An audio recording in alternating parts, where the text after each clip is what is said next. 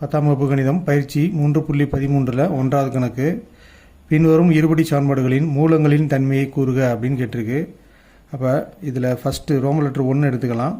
15x² + 11x + 2 = 0. இப்போ இந்த இருபடி சார்பாட்டுக்கு மூலங்களின் தன்மை என்ன அப்படின்னு சொல்லணும். அதுக்கு நம்ம தன்மை காட்டிய அட்டவணையை மனப்பாடம் செஞ்சு வச்சுக்கணும். இப்போ தன்மை காட்டிய அட்டவணையில் 3 விதமான மூலங்களின் தன்மை இருக்குது. டெல்டா அப்படிங்கிறது b² - 4ac. அதுக்கான விடை 0 விட பெரியதாக இருந்தால் மூலங்கள் மெய் சமமில்லை. 0க்கு சமமாக இருந்தால் மூலங்கள் மெய் சமம். 0வை விட டெல்டாவின் மதிப்பு சிறியதாக இருந்தால் மெய் மூலங்கள் இல்லை அப்படின்னு நம்ம எழுதணும். இந்த 3ல் எது இந்த கணக்குக்கு வருது அப்படிங்கிறத செக் பண்ணி பார்க்க போகிறோம். அப்போ இந்த இருபடி சார்பாட்டில் x² கெழுவை ஏன்னு சொல்லுவோம். இது ஏ. அப்போ ஏயின் மதிப்பு என்ன அப்படின்னா x² கெழு. அப்போ x² கெழு இங்கே 15. பீண்டா எக்ஸின் கெழு. அப்போ b = x பொறுத்த என்ன இருக்குது 11. சி அப்படின்னா கான்ஸ்டன்ட் டேர்ம். அப்போ 2. இப்போ ஈஸியாக நீங்கள் பார்த்து எழுதிடலாம். ஃபஸ்ட் உள்ளது ஏ, இரண்டாவது உள்ளது பி, மூணாவது உள்ளது சி. இப்போ தன்மை காட்டி எழுதிக்கலாம். தன்மை காட்டி டெல்டா = b² - 4ac. இதை கொண்டு இதில் பிரதியிட போகிறோம். பிக்கு பதிலாக 11 போடணும். பி இருக்கிற இடத்துல 11 மேலே ஸ்கொயர் இருக்குது, ஹோல் ஸ்கொயர் -4 இன்ட்டு ஏக்கு பதிலாக 15 போடுறோம். இன்ட்டு சிக்கு பதிலாக 2.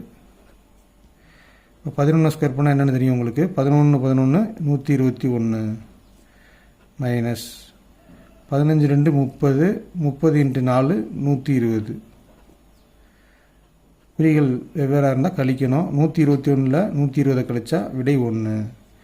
அப்போ இந்த அட்டவணைப்படி பார்த்தோம் அப்படின்னா டெல்டாவின் மதிப்பு 1ன்னு வந்திருக்கு. அப்போ 1ங்கிறது 0த்தை விட பெரிய மதிப்பு. அப்போ மூலங்கள் மெய் மற்றும் சமமில்லை. அதை எழுத போகிறோம்.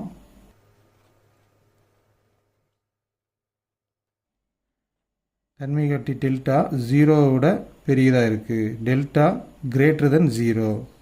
எனவே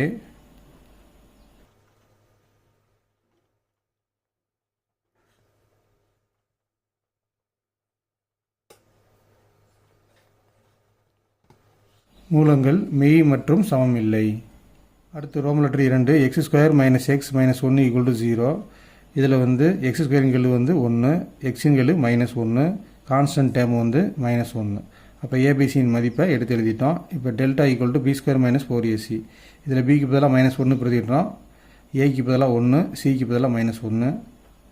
அப்போ மைனஸை ஸ்கொயர் பண்ணால் மைனஸ் இன்ட்டு மைனஸ் ப்ளஸ் ஆயிரும். 1 ஸ்கொயர் பண்ணால் 1 தான். இங்கே பார்த்தீங்கன்னா இங்கே ஒரு மைனஸ் இருக்குது, அங்கே ஒரு மைனஸ் இருக்குது. அந்த 2 மைனஸையும் பெருக்கணும். மைனஸ் இன்ட்டு மைனஸ் ப்ளஸ் 4 × 1 4 தான். 4 × 1 4. அப்போ மொத்தமாக பார்த்தீங்கன்னா 4. இங்கே குறிகள் சமமாக இருக்கிறதுனால 1 4 கூட்டினா 5. அப்போ டெல்டாவின் மதிப்பு 5 அப்படின்னு கிடச்சிருக்கு. அப்போ போன கணக்கு மாதிரி தான் இது 0த்தை விட பெரிய மதிப்பு. எனவே மூலங்கள் மெய் சமமில்லை.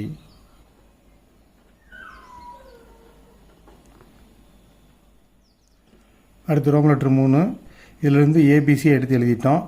இப்போ டெல்டா = b² - 4ac ஃபார்முலா போட்டாச்சு. இந்த ஃபார்முலாவில் பிக்கு பதிலாக -3 போடுறோம். அடுத்து ஏக்கு பதிலாக √2 போடுறோம். சிக்கு பதிலாக 3 √2 போடுறோம். இப்போ மைனஸ் ஸ்கொயர் பண்ணால் ப்ளஸ் ஆயிரும். 3 ஸ்கொயர் பண்ணால் 3 9 மைனஸ் 4 அப்படி இருக்கட்டும். இந்த ரூட்டை மட்டும் நம்ம பெருக்கிக்கலாம். அப்போ ஒரே அடிமானம் உள்ள 2 ரூட்டை பெருக்கும்போது ரூட்டு கேன்சல் ஆயிரும். அப்போ √2 × √2 வெறும் 2. அந்த 3 அப்படி போட்டுக்குருவோம். இன்ட்டு 3 அப்படி இருக்கட்டும். இந்த √2வையும் √2வையும் பெருக்குனா வெறும் 2. ஸ்கொயர் ரூட்டுக்கும் கேன்சல் ஆயிரும். 9 4 3 12 12 2 24. இப்போ இதை கழிச்சிட்டோம்னா நமக்கு கிடைக்கிறது 15.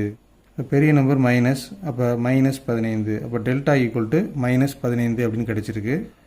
அப்படின்னா தன்மை காட்டி டெல்டாவின் மதிப்பு 0த்தை விட குறைவாக இருக்குது. அதனால் நம்ம மெய் மூலங்கள் இல்லை அப்படின்னு போடணும்.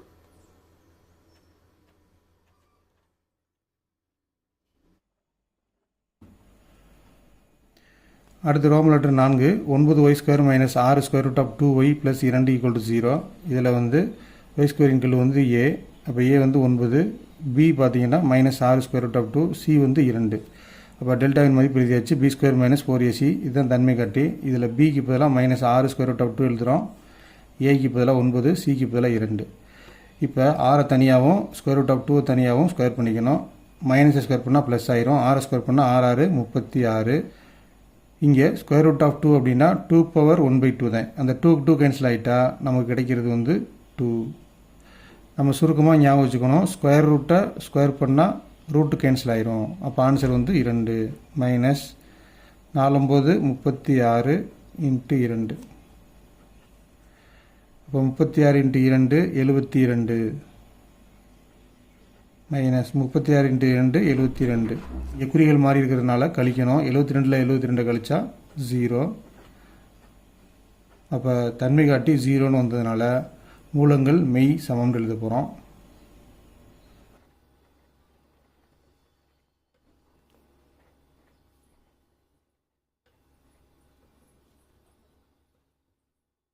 அடுத்து ரோமன் லெட்டர் 5 இதில் x² கீழ் தான் a. அப்போ இது ஃபுல்லாக ஏயில் வரும், இதுலேருந்து இது வரைக்கும். இப்போ a = 9a² b².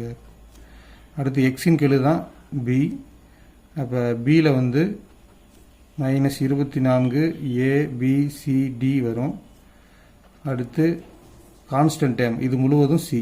அப்போ 16 c² d². தன்மை காட்டி டெல்டா = b² மைனஸ் 4ac.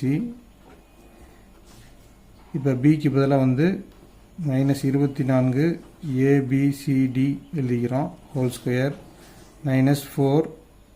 ஏக்கு பதிலாக வந்து 9a² b² இன்ட்டு சிக்கு பதிலாக 16 c² d². இப்போ மைனஸ் ஸ்கொயர் பண்ணால் ப்ளஸ் ஆயிரும். 24 ஸ்கொயர் பண்ணிங்கன்னா 24 × 24 576. ஏ ஸ்கொயர் பண்ணால் a², b ஸ்கொயர் பண்ணால் b², c ஸ்கொயர் பண்ணால் c², d ஸ்கொயர் பண்ணால் d² மைனஸ் 4 9 36 ×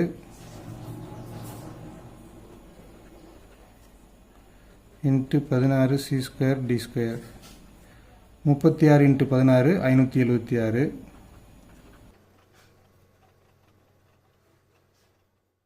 a² b². அப்புறம் இந்த இதை அப்படியே எழுதுகிறோம் c² d². இது ரெண்டையும் பெருக்கினாலும் அதே தான் வரும். இப்போ ரெண்டுமே சமமாக இருக்கிறதுனால கழிச்சிட்டா 0. அப்படின்டா மூலங்கள் மெய் சமம். ஏன்னா டெல்டா = 0ன்னு வந்துட்டாலே மூலங்கள் மெய் சமம்.